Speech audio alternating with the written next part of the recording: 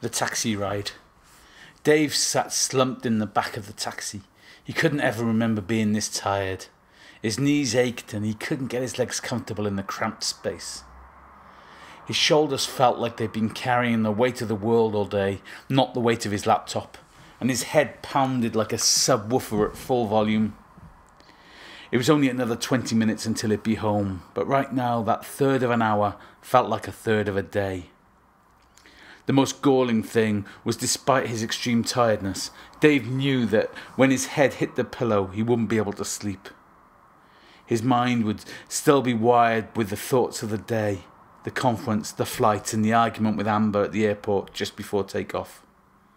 Another argument about nothing, another sulk, another silence. He'd sent her a text saying he'd landed, but she'd not replied. This was just the latest in a long line of arguments, sulks or dramas between the two of them. The inevitable was staring Dave in the face, but Dave was trying to look in the opposite direction. Finally, the taxi turned into his street and pulled up outside his building. Home at last.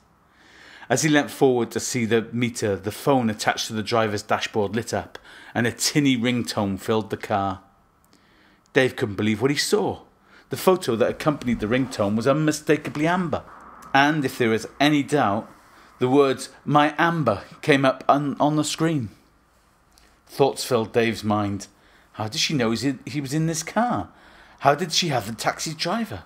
Why did it say, "My Amber"? The driver pressed the button. The voice came over the speakers. "Hi, lovely. He's definitely not coming over tonight." That was Amber's voice, all right, and each word was like a kick to the head. "I got a customer, love. I'll call you back," the driver interrupted. "I'll give you a call too," Dave said sadly, just as the driver was about to kill the call. "Dave?" Amber's voice was full of surprise. The driver looked at his passenger, who threw some money on the seat and quickly got out of the car. "You've got some explaining to do," Dave said, to no one in particular.